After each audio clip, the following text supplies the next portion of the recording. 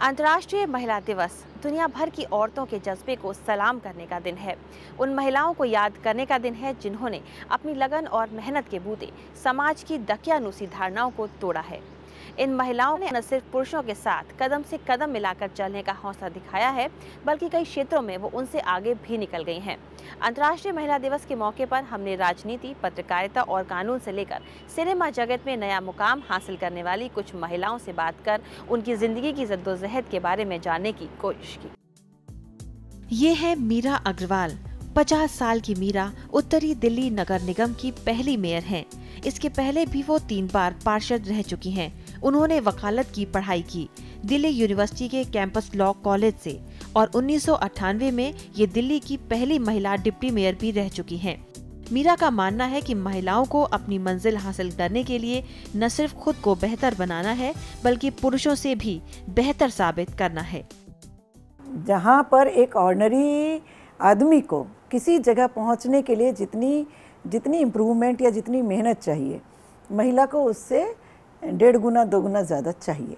क्योंकि ये जो हमारी सोसाइटी है, इसमें महिला का गृहिणी वाला कंसेप्ट, वो उसको अगर तुम पहले दिन उस इमेज में डेंट डाल दोगे तो सोसाइटी आपको एक्सेप्ट नहीं करेगी।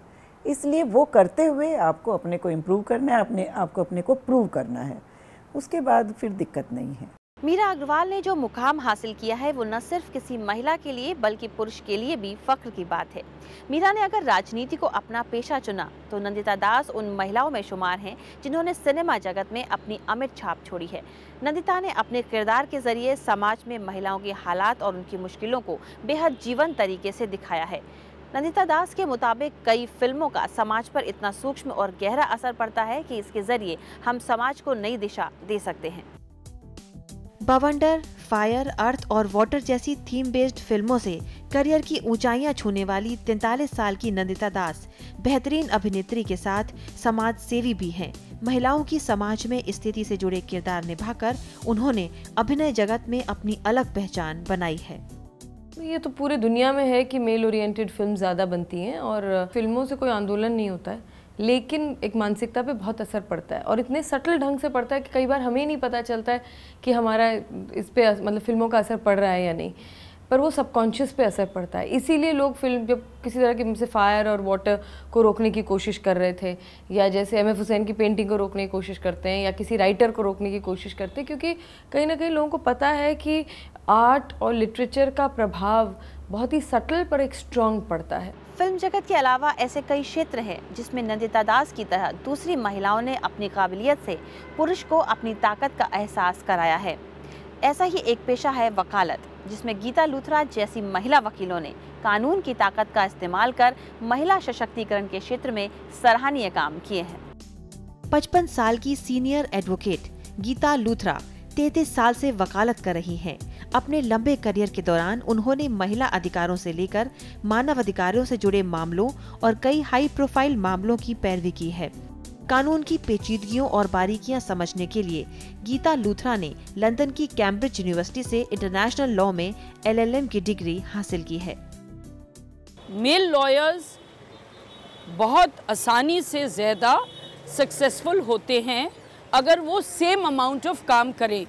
तो मुझे लगता है कि जब तक के बहुत ही पोजीशन इम्प्रूव हुई है पिछले सालों में, पर इम्प्रूवमेंट की बहुत गुंजाइश है और ये इम्प्रूवमेंट और ये होप की इनकरेजमेंट में बहुत सी यंग गर्ल्स अब इस प्रोफेशन में एंटर कर रही हैं। गीता लूथरा के जज्बे को सलाम करने के बाद अब एक और ऐसी शख्सियत से हम आपको मिलवाते हैं जिन्होंने राजनीति के क्षेत्र में महिलाओं की मौजूदगी को बहुत ही मजबूती से दर्ज करवाया है। जी हाँ, राज्यसभा की सांसद प्रभा ठाकुर ने दूसरी महिला सांसदों के साथ मिलकर महिलाओं के हक के लिए काफी काम किया है। अखिल भारतीय महिला कांग्रेस की अध्यक्ष रह चुकी प्रभा ठाकुर संसद में महिला सशक्तिकरण समिति की सदस्य भी हैं। उन्होंने मनरेगा में महिला मजदूरों से लेकर सेना में महिला अधिकारियों तक को उनका हक दिलाने में महत्वपूर्ण योगदान दिया है। लोकप्रिय नेता होने के साथ प्रभा ठाकुर संवेदनशील लेखिका और कवयित्री भी हैं। उनका मानना है कि महिला सशक्तिकरण के लिए संसद में महिलाओं का संख्याबल भी जरूरी है। चाहे हम कांग्रेस अध्यक्ष यूपीए अध्यक्ष श्रीमती सोनिया गांधी जी हों या स्पीकर मीरा कुमार जी हों या और हमारी नेतागण हो, कुल मिला के 10% महिलाएं भी नहीं हैं। वो सब भी मिल के चाहें तो वो मेजॉरिटी नहीं बनती है जिसकी ज़रूरत है बिल पास करने के लिए। इसलिए जो भाई हैं उनका साथ तो चाहिए, सहयोग चाहिए। पत्रकारिता को लोकतंत्र का चौथा स्तंभ कहा जाता है। इसकी अहमियत और गरिमा को ध्यान में रखते हुए कई जाबाज महिला पत्रकारों ने सराहनीय काम किया है। इन महिलाओं ने जनहित से जुड़े ऐसे कई काम किए हैं जिनसे लोगों को सीख लेने की जरूरत है। वरिष्ठ पत्रकार नीरजा चौधरी भी उन निर्भीक और निडर महिला पत्रकारों में शुमार हैं जो इस क्षेत्र में लंबे अरसे से जुड़ी हुई हैं। नीरजा चौधरी ने 70 के दशक में उस वक्त पत्रकारिता शुरू की जब महिलाओं का कम ही क्षेत्रों में दखल था। इंडियन एक्सप्रेस की पॉलिटिकल एडिटर रह चुकी नीरजा स्टेटमेंट्स में सिविल राइट्स की कॉरेस्पॉन्डेंट भी रही हैं। 2008 में उन्हें प्रेम भाटिया अवार्ड से नवाजा गया है। Neerja Indian women's press corps की 2 बार अध्यक्ष रही हैं और इन दिनों वो इसकी मैनेजिंग कमेटी में हैं। पिछले 5-6 महीने से ये दिख रहा है कि महिलाओं में एक टिपिंग पॉइंट आ गया है कि पॉलिटिक्स को लेके भी महिलाएं, जिस तरह से ये गैंग रेप हुआ दिल्ली में, सड़कों पे उतरी, नौजवान उतरे, महिलाएं उतरी, ये बहुत बस हो गया। अब इसके बारे में कुछ करना पड़ेगा और सरकार को इसका नोटिस लेना पड़ा और तुरंत उन्होंने वर्मा कमेटी सेटअप की, तुरंत उन्होंने ऑर्डिनेंस पेश किया जो कि कानून में परिवर्तित होने के लिए बजट सेशन में लाया जाएगा। तो जिस स्पीड से सरकार मूव की है उससे लगता है कि आभास हो गया है पॉलिटिकल क्लास को कि महिला अब पोटेंशियल वोट बैंक के रूप में सामने आ रही है। कहते हैं ना कि कोई काम बड़ा या छोटा नहीं होता, बस उसे अच्छी तरह से करने की मन में लगन होनी चाहिए। इसी का उदाहरण है ये महिलाएं जिन्होंने अपनी मेहनत और कोशिश के बलबूते अपनी अलग पहचान बनाई है और दूसरों के लिए मिसाल भी बन गई हैं। मैं एक जॉइंट फैमिली को बिलोंग करती हूँ, एक टिपिकल मिडिल क्लास जो बेसिकली कंजर्वेटिव फैमिली होती है। But I feel my self very lucky कि मेरे हस्बैंड ने हमेशा मुझे सपोर्ट किया है और उन्हीं के सपोर्ट की वजह से इन लॉज का सपोर्ट भी मिलता रहा है।